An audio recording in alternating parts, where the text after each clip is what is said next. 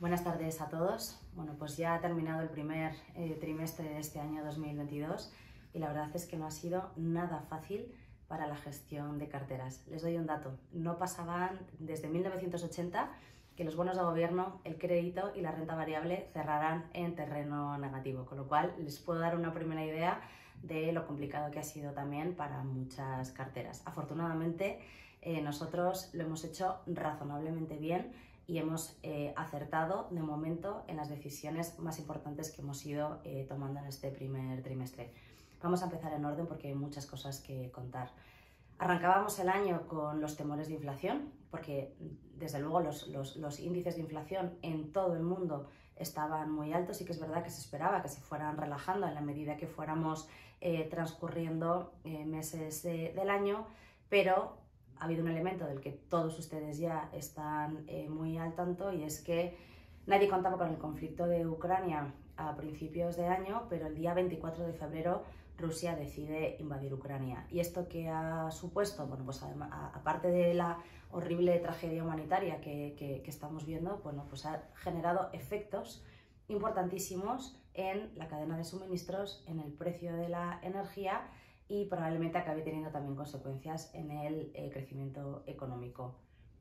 Precio del petróleo ha llegado a tocar niveles de 140. El gas natural, que ya venía con una subida espectacular en el año 2021, ha seguido subiendo. Rusia y Ucrania son productores muy importantes de grano y de cereales y lo que estamos viendo es una distorsión tremenda también ahí en la producción y subidas muy importantes del precio de materias primas. Y Rusia, aunque no es una economía muy importante en términos de PIB, de hecho es ligeramente más pequeña que la economía italiana, lo que sí es un lugar de tránsito muy importante para el comercio mundial, con lo cual se agravan un poco los problemas de suministro que teníamos ya desde el COVID, ¿no? Con lo cual la inflación, lejos de dulcificarse, lo que vemos es que a corto plazo va a ser todavía muy persistente y que incluso podríamos no haber visto las lecturas más altas en estos momentos del año.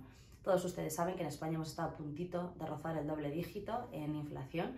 En Estados Unidos también, aunque es verdad que ya venía con inflación más fuerte el año pasado, están cerca de una inflación del 8%, y en Europa vemos también, bueno, pues que de media estamos con inflaciones entre el 5 y el 6%, pero se espera todavía, bueno, pues que podamos ver una cierta aceleración.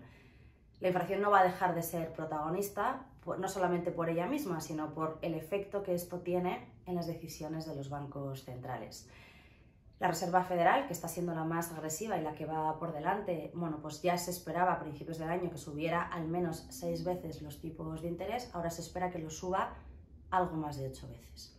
Ya ha habido una primera subida de tipos, 25 puntos básicos en la reunión del mes de marzo, nos quedan 6 reuniones hasta final de año, 8 subidas, 6 reuniones no nos dan las matemáticas, con lo cual el mercado lo que está poniendo en precio es que al menos las 2 o 3 próximas subidas vayan a ser algo más agresivas y puedan llegar a tocar los 50 puntos básicos, con lo cual llegaríamos al verano pues entre 100 y 150 de incremento de tipos, pues que ya es una subida bastante relevante. El Banco Central Europeo tiene menos munición, tiene menos margen de actuación, pero algo también está haciendo. Ha dejado morir el plan de emergencia de la pandemia, ha anunciado que va a ser más agresivo a la hora de dejar de comprar activos en el quantitative easing que ha estado haciendo también el Banco Central Europeo, y aunque no ha ratificado que vaya a subir los tipos, el mercado sí está esperando que lo haga antes de finales del año.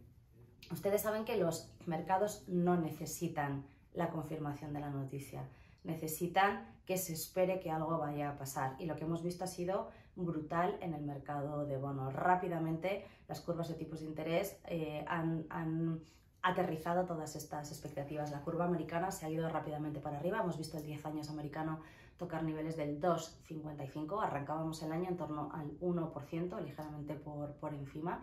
El boom alemán, que lleva años instalado en terreno negativo y la zona del cero nos parecía casi un milagro, bueno, pues lo hemos llegado a ver en 70 puntos básicos en positivo, hoy lo tenemos en 55 puntos básicos, con lo cual todos los bonos o todo el mercado de renta fija de duraciones largas se ha visto absolutamente machacado. Estamos viendo pérdidas de entre el 5 y el 10% en los bonos de gobierno. El crédito también ha sufrido mucho, porque lógicamente el episodio de la invasión de Ucrania lo que ha supuesto es un incremento altísimo de la volatilidad, y esto afecta fundamentalmente a los activos de riesgo, a la renta variable, de la que luego hablaremos, pero también a la renta fija de riesgo. Spreads de crédito ampliándose muchísimo, con lo cual un doble efecto que ha hecho que el crédito y el high yield también hayan sufrido un montón. Por darles una foto de cierre de trimestre, no hay nada en el mercado de renta fija que cierre con rentabilidad positiva, y las pérdidas son entre el 5% que les decía antes o el 15% si nos vamos a carteras que incorporen bonos emergentes o divisas emergentes, con lo cual un trimestre absolutamente complicadísimo que se une al año 2021, que también fue muy complicado para la renta fija. La renta variable arrancaba muy mal el año por culpa de las expectativas de subida de tipos de interés, o sea, tuvimos un enero negativo, un febrero prácticamente cero, donde solo se salvaba la energía y las financieras, pero todo el resto del mercado estaba bastante machacado por la expectativa de subida de tipos de interés. El día 24 de febrero, con el incremento fortísimo de la volatilidad, lo que vimos también es que estas pérdidas se iban agravando. Sin embargo, desde entonces el comportamiento de la renta fija ha sido muy malo y se ha quedado prácticamente en mínimos del año, pero la renta variable ha recuperado con muchísima fuerza y probablemente contra el consenso de muchos de los participantes del mercado.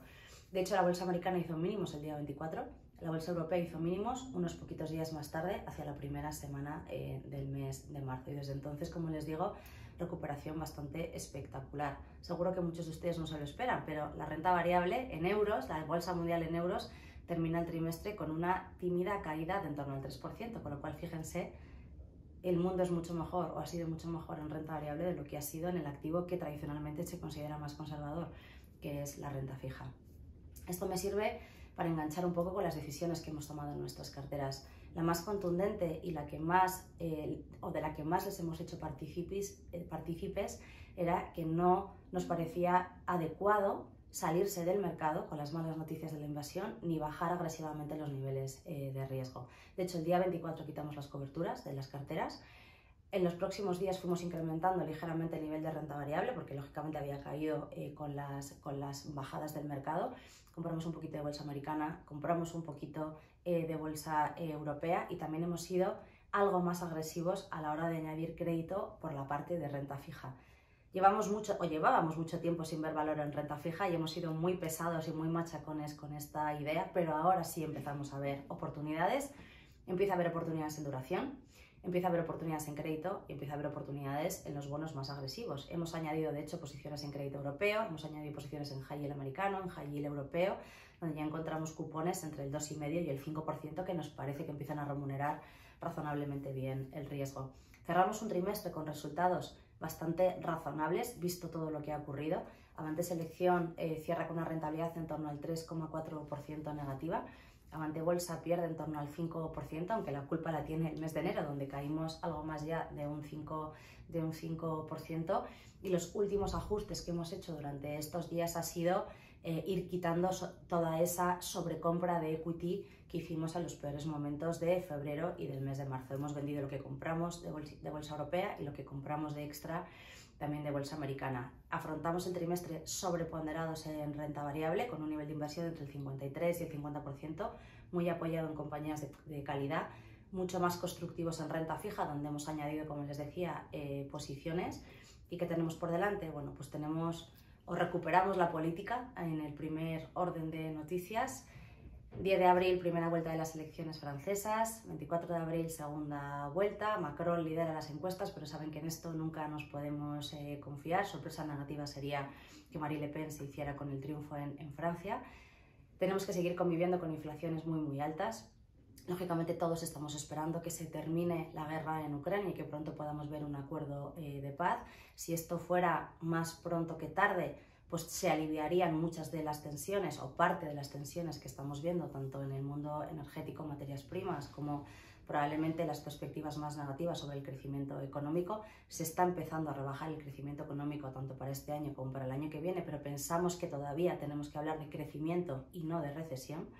Y también arrancamos con la temporada de publicación de resultados empresariales. Las empresas nos dan información súper potente, de primera mano, de estar en la realidad de lo que está viviendo el mercado, y creemos que va a ser muy importante estar atentos a todo lo que nos cuenten. Arrancan dentro de unos días las compañías americanas y unas semanas más tarde las europeas.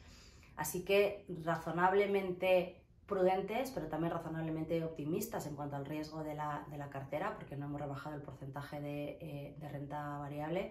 Creemos que tenemos la experiencia y también la agilidad suficiente para ir adaptándonos a lo que vaya ocurriendo en el mercado y estaremos aquí para contárselos. Hemos hecho un resumen un poquitín más largo, pero bueno, también pensamos que el trimestre ha sido intenso y lo merecía. Un abrazo muy fuerte y hasta la próxima.